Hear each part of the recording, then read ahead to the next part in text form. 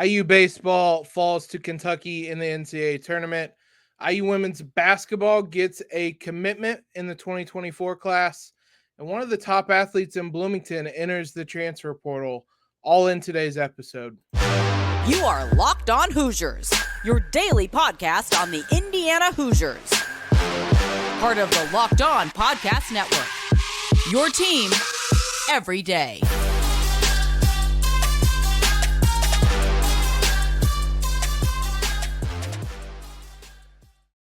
Happy Wednesday, everybody. You are Locked On Hoosiers, the one and only daily IU podcast. We're part of the Locked On Network, your team every day. Free and available anywhere you guys get podcasts, including over on YouTube. Thank you, as always, for making us your first listen every single day. I'm your host, Jacob Rude. A lot of odds and ends things to talk about today. But we're going to start with IU baseball falling to Kentucky on Monday evening in the NCAA tournament. Won't do a full recap of the game. It's been a couple days now.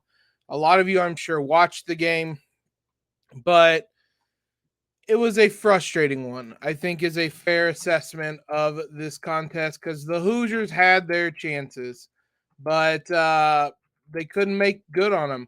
In some ways, it felt a lot like the softball tournament game in which Indiana had chances, especially early on, didn't make them count, and the higher ranked, higher seeded team did make theirs count, and that was the difference in this one. We have to start, I think, with pitching because absolutely answered the bell. We spoke all, I was going to say NCAA tournament, all postseason about if the pitching is there, IU would win most games because of their offense. Ty Bothwell came into this game and was struggling at the beginning, and it felt like everything was unraveling from the get-go. He had a rough first inning. After that, he was absolutely lights out, and it was a really important performance. That first inning, he gave up a single, a walk, a sac fly, and a strikeout. So a 1 hit, 2 walks in that first inning. He only gave up 2 more hits and walked 1 more batter the rest of the way. Struck out 7, went 5 1/3. His scoreline didn't look great by the end of it because he left a couple guys on as he was pulled out, and those guys came around to score. So he gives up 4 runs, but he did everything that could be expected of him. Pitching in general did everything. Relievers came on and pitched the final 2 2/3. Gave up 3 hits and a walk, but didn't allow any runs.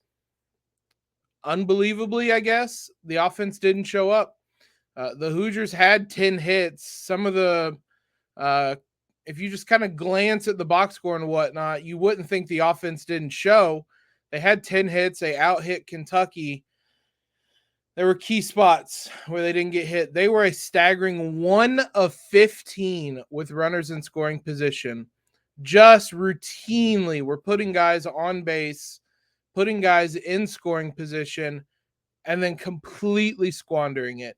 You could pick just about any inning, and there would be a situation in which the Hoosiers did not get a run over. And even if they did, like in the second inning, it was bases loaded with no outs. They only get 1 run. I believe it was the 4th inning, maybe. There was an inning in there where they had a runner on third with nobody out. They didn't get him to the plate. It's kind of those small things that added up for the Hoosiers, and ultimately they don't score. They don't score enough. I mean, 2 runs is very abnormal for this IU side. So to come away from this game with a loss in a game that your pitching staff, I mean, realistically, they did all they could, giving up 4 runs to this Kentucky team. If you would have told me before the game, hey, game 7, you give up 4 runs, take it or leave it, I take it because I had that much faith in the offense, and they didn't show up in this one. They showed up all season long. I don't want to be too hard on them. They showed up all season long, but unfortunately in the big moment, they were not there. There were some very interesting post-game comments too. IU and Kentucky used to play one another. They haven't, and I believe this season they did not. This was a very intense game. It felt like a rivalry game. It felt like a game. They did play this season in March, but it felt like a rivalry game. Some back and forth, some chirping, some bad blood before, during, after the game. So Jeff Mercer, head coach, manager, whatever you want to call him, was asked if this would be a series going forward.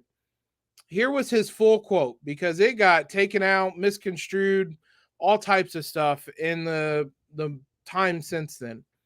Quote, Kentucky canceled the series last year, so Kentucky-Indiana is no longer a series. They called and canceled it. It's done. This is the last time we're playing them unless we play in the postseason. They asked if we wanted to keep coming down here, and I'm not coming down here without a return trip, so it's done. Stop me if you've heard this before, but a Kentucky team did not want to come to Bloomington to play a game and thus canceled the series. That's what happened here. He said it. It's not even reading between the lines. They were fine continuing the series if IU always came to Lexington to play, and Kentucky did not have to go to Bloomington to play. Coach Mercer didn't want that, very understandably so, and so IU canceled the series. Now, a lot of places, most of them Kentucky-based publications, said that Jeff Mercer didn't want to play Kentucky anymore, so on and so forth. It's not what happened. He wants to play a home and home like any normal coach would want. Kentucky doesn't want that. So be it. I was fine with him kind of drawing that line in the sand when it came to basketball. I'm fine with them doing it for baseball. Like, it's a very silly concept that you only want to play this big rivalry game at your home stadium. It won't be a rivalry game anymore. Part of being a rivalry game is going to the other venue, letting fans get excited, beating the team in that other venue, having those moments. Those don't exist if you always have a team come to your stadium. It's a very silly stance that Kentucky has taken. I hope that they turn it around, because IU and Kentucky, honestly, if all things were equal and fair, they should play in every sport. They're very largely across the board competitive in everything. It would be obviously a very fun basketball series. Football is the one that I think makes a ton of sense, and they've had fun games in the past. Just look at this weekend for the baseball games. Those were competitive and fun. And if you do it, especially like next season, you have a lot of guys who are going to have played in this tournament series, and that's just going to up the intensity even more. Women's basketball, they've played before. IU beat them. It's not a regular series. Whatever it is you want to play, soccer, I know men's soccer plays them. Kentucky's really good in men's soccer, so I hope that continues. But almost across the board, IU and Kentucky should be playing.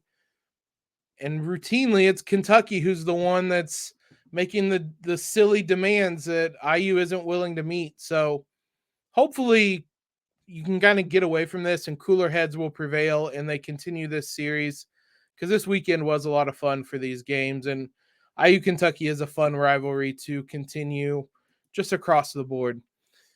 Women's basketball, let's talk about a new commitment for the Hoosiers, as well as a contract extension for Teri Moren that we hadn't dove into. So we'll do all that in a moment. First, want everybody to go make a fast break to FanDuel during the NBA Finals, because right now new customers get a no-sweat first bet up to $2,500.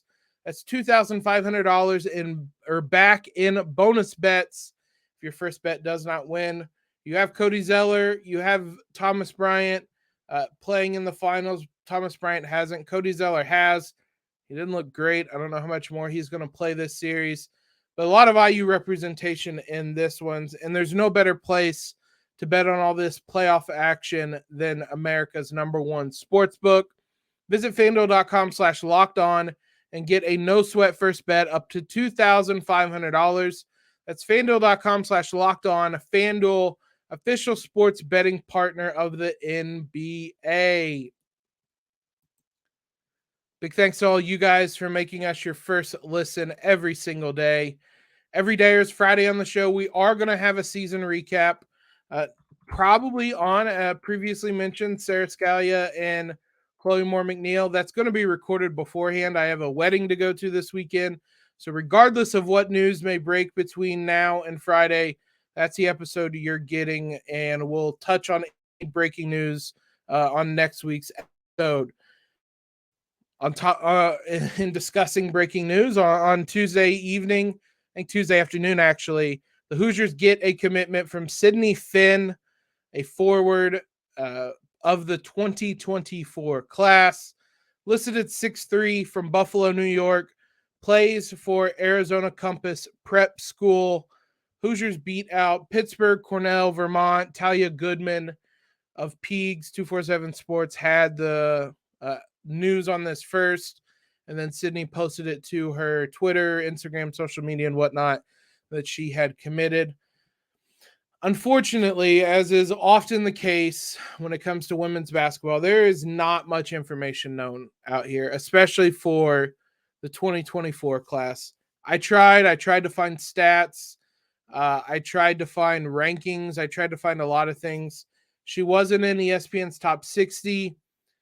I don't even know that I would put a ton into that because I don't even know how often they update the top 60. Couldn't find stats. What I did find is a description from the Arizona Compass Prep website. Take this maybe with a little bit of grain of salt, but it does offer insight into the player Sydney is. Quote, Sydney is a 6'3" small forward that spaces the floor with her ability to knock down shots from the perimeter, as well as make plays with her back to the basket in the paint. Sydney is a great defender as well, bringing length and shot blocking capabilities that are crucial to the overall success of the Dragons this season. It would be interesting to see what position she plays. I don't know that it would be small forward. Obviously, I have no insight into this. I have not seen her play. Hopefully, there will be opportunities for IU fans to see her play in the coming weeks, months, before she steps on campus in Bloomington. But the part that sticks out is a 6'3" forward, whether it's small forward, power forward, whatever it is. Being 6'3" is going to jump off the page. So that's the type of size. If she is able to play out on the wing, the Hoosiers start to get a lot more size, and that's something I think this roster is missing right now, is just kind of bigger, just tall. I don't want to necessarily say taller, just more like athletic, rangier, like lengthy players to play on the perimeter. IU has a lot of guards. Yarden Garzon kind of fits the bill of what I was describing. You just kind of need more players like that, I think, to go up against some of the top schools.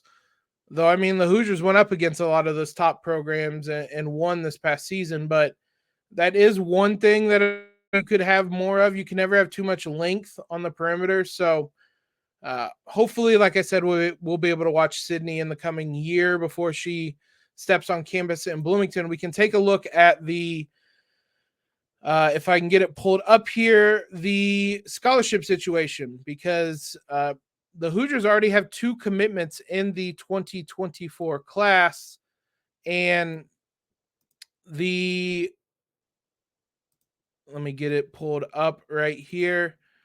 While they still have 3 scholarships open. It's going to look a little funky with this background for a second, but while they do have 3 scholarships open right now for this season, they also have it for next season.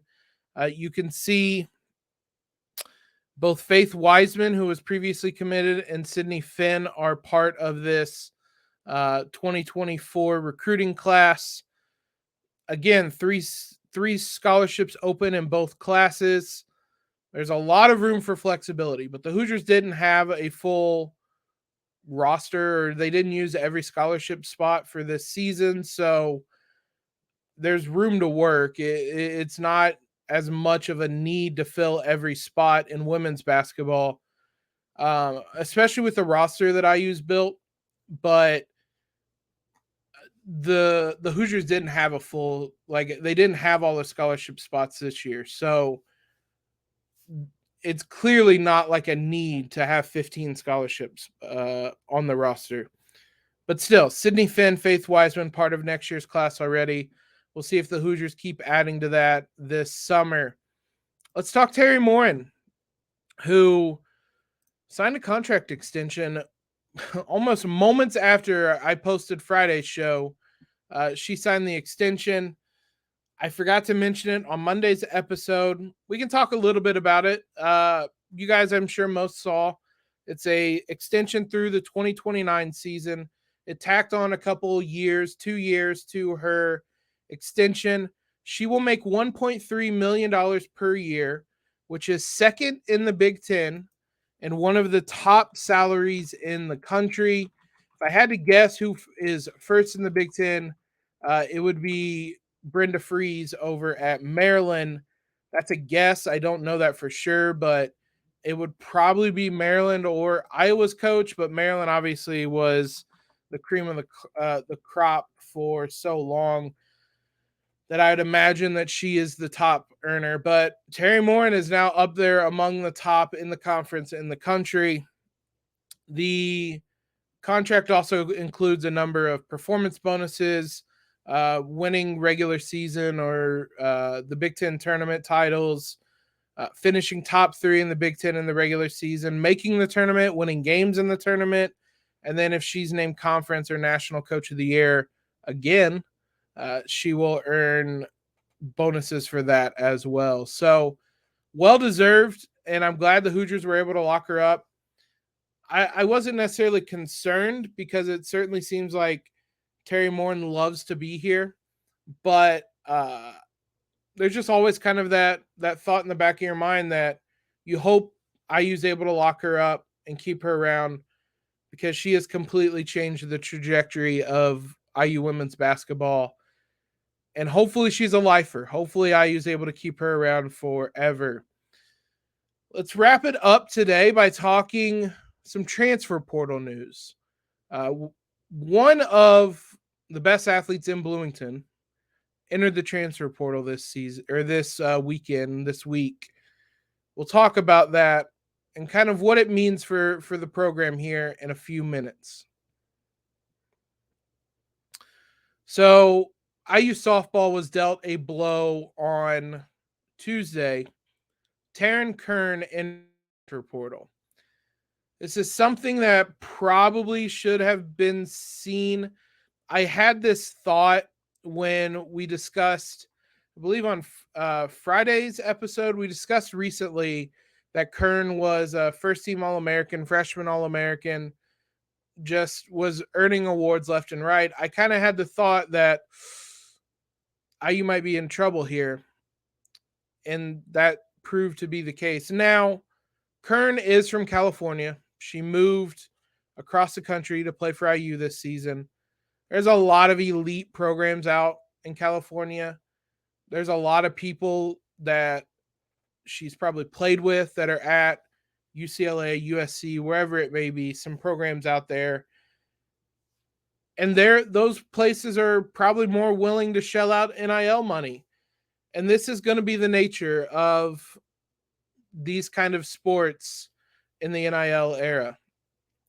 She's going to make a lot of money wherever she goes. She is very, very good, very young. She could step into any program and play for that team. And that's going to be hard for programs like Indiana, in this case, to keep her, because Indiana can't shell out that money.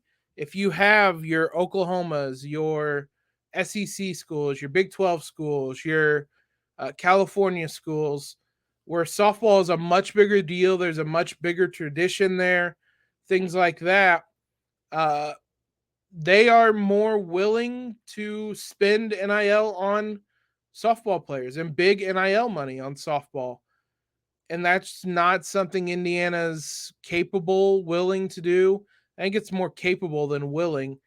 They don't have those kinds of excess funds to throw towards softball. So this is kind of going to be what happens. It adds another challenge to building up a program. I mean, there's a lot of similarities between this and Deshaun McCullough, who left the football program to go to Oklahoma. I would say the difference here is IU won at a much higher level in softball than they did in football. But I think in both cases, barring like winning a national title or something, and even maybe then, those players were going to be gone because, I mean, that's what this is kind of going to be for programs like IU football, like IU softball, where if you show up and show out, you're going to draw the interest of other places. IU benefits from this in basketball. To some degree, they do in football, but that's just kind of how the NIL era is going to be now. And overall, I want athletes to be paid. So I don't want this to sound like it's a bad thing. It's just a new challenge that's going to come with athletes being paid, is that some places maybe softball is valued more than it is at IU. Theoretically, and I admittedly don't know enough, but IU soccer probably can land some very good recruits and good transfers, I should say, from other schools because of their popularity, and maybe they're willing to spend some more NIL money on soccer that they aren't at other places. It's going to be kind of push and pull with certain programs at certain schools. So the end result, unfortunately, IU softball is going to lose inarguably its best player from last season. It's a shame, but IU softball still had a number of players that stepped up this season. It's a tough ask to repeat what they did this year, but they will, I think, still be competitive, and we'll see what they're able to do moving forward. But tough blow, but I absolutely am still wishing the best for Taryn Kern, and I'll follow along wherever she goes and be rooting for her. But tough blow there. One other transfer tidbit related to IU basketball: there will be no Mongolian Mike in Candy Stripes next season. He announced he is down to a final 3 on Tuesday, and it does not include Indiana. San Francisco, Memphis, and Nebraska are his final 3. Probably makes more sense because those are places he would get more playing time, and I don't know that he would get much of that at Indiana. So if that's what he's looking for, which is an assumption just based off the places he named, that makes more sense for him. So no Mongolian Mike, as cool as that nickname would be. I won't say in Bloomington next year because he might land in Nebraska and play in Bloomington, but he won't be wearing candy stripes next season. Thank you guys, as always, for making Locked On Hoosiers your first listen every single day. Every day, as we said, Friday on the show, we will be doing a season recap for women's basketball. Sarah Scalia, Chloe Moore, McNeil. Be sure you guys tune into that. Bring your thoughts on those two players and what they can bring to the team next season. As always, guys, make sure you follow us on Twitter, subscribe to the podcast, all of that stuff, so you guys know the latest going on with IU, especially over the summer. Leave a rating and review if you can. Really would appreciate that. It helps us out a lot. But as always, guys, I hope everybody has a great Wednesday. And most importantly, LEO.